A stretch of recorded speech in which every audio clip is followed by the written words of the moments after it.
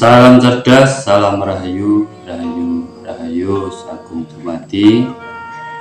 Pertama-tama kita panjatkan puja dan puji syukur kita kepada Tuhan semesta alam, serta rasa hormat dan bakti kita kepada para leluhur, sesepuh, bini sepuh, bumi Nusantara.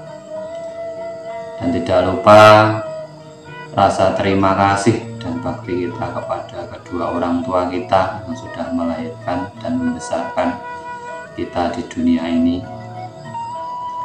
Pada kesempatan kali ini saya Surya Lawu ingin mengambil tema kembalinya para leluhur-leluhur Nusantara melalui raga para satrio.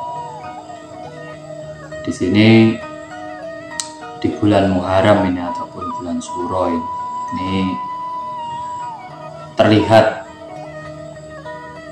banyak pelaku spiritual yang bermunculan, energi-energi positif juga banyak bertebaran. Ini menandakan bahwa kegiatan spiritualitas di bumi Nusantara ini sudah muncul kembali.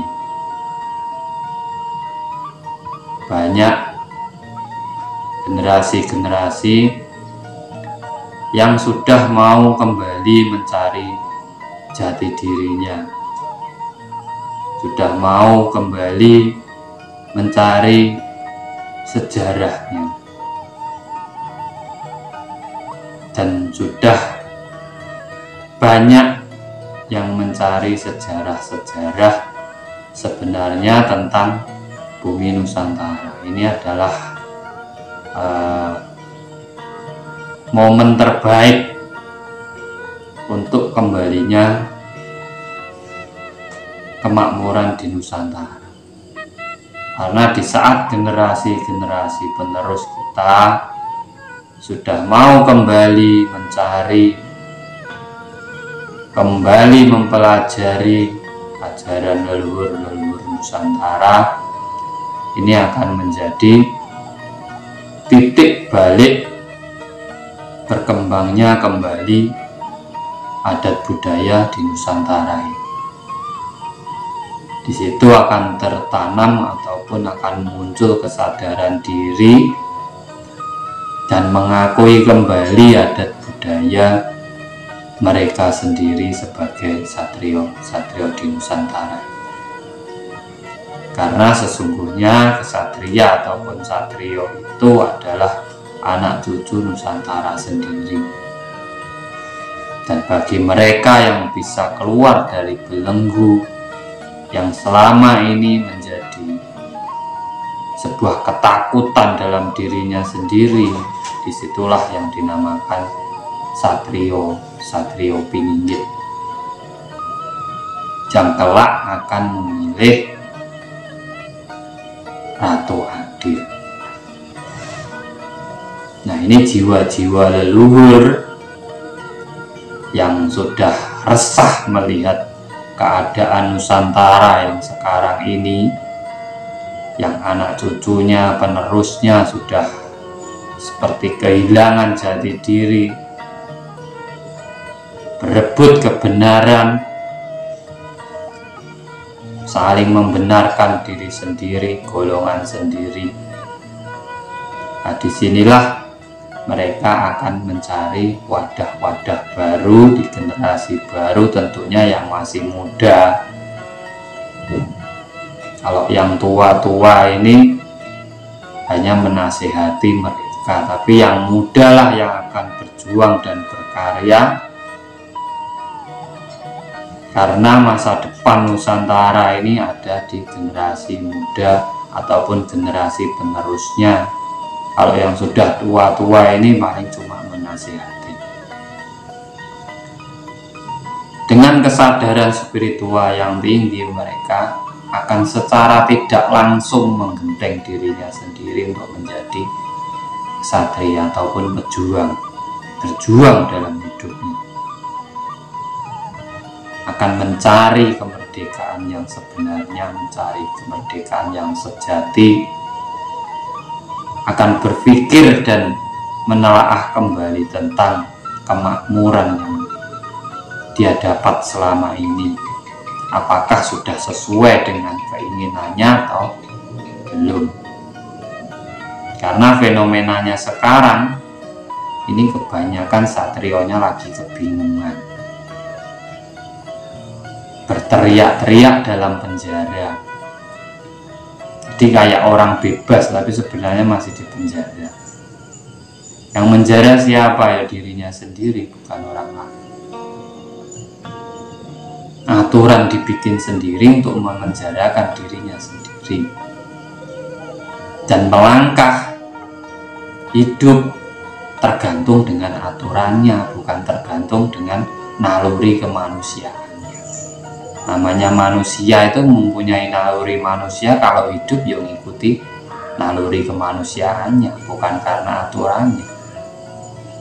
Aturan itu hanya sebagai batas apabila kita sudah menjalankan kehidupan, jangan sampai melewati batas. Tapi di dalam itu kita memiliki naluri kemanusiaan. Nah, di saat generasi-generasi penerus ini bisa menjadi manusia sejati, manusia seutuhnya, yang bisa memanusiakan manusia yang lainnya, di sini akan tercipta yang namanya Bhinneka Tunggal Ika. Sudah tidak ada perbedaan lagi. Ras, suku, bangsa ataupun keyakinan itu adalah pegangan hidup untuk melakukan hidup, tapi tujuan hidupnya adalah kemakmuran bersama. Di saat para satrio piningit bersatu memilih sosok yaitu Ratu Ade, disitulah nanti akan tercipta yang namanya kemakmuran, kejayaan, kedamaian. Nah, yang sebenarnya yang hidup di raga para satrio ini ya juga orang-orang terdahulu juga. Makanya para leluhur itu tidak membutuhkan orang pinter, tidak membutuhkan orang sakti, itu tidak penting sekali. Tidak butuh orang sakti. Yang dibutuhkan adalah orang yang memiliki niat, tekad yang kuat untuk berjuang dalam hidupnya. Ya, sakti kalau lumuh ya apa? Kalau orang dulu ngomongnya gitu. Sakti cuma bertapa aja. Ya memang makannya dari mana? Bisa ngatur alam katanya.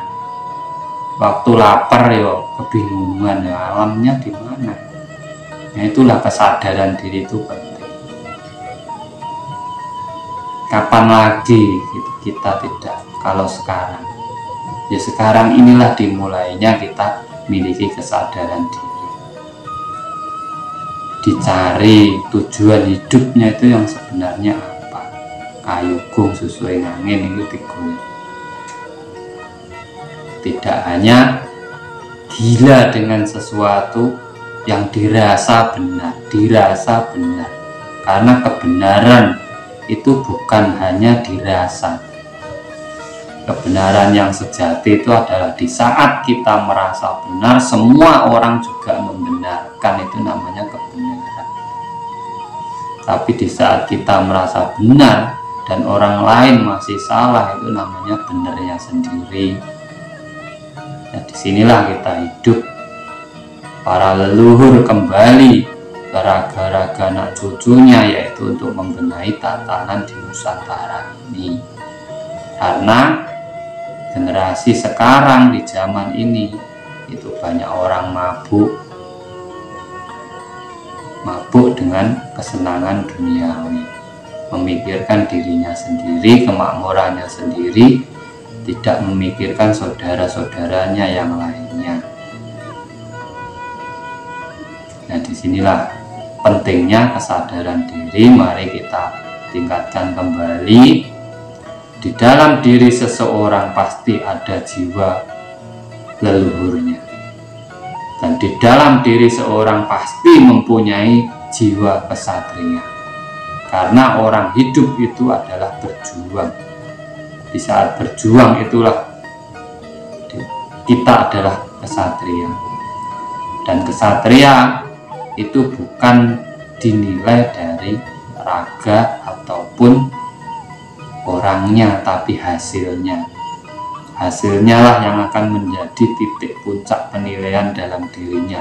Yang nilai juga bukan dirinya sendiri, yang mendeklarasikan juga bukan dirinya sendiri, tapi orang lain, karena sudah menikmati hasil dari perjuangannya.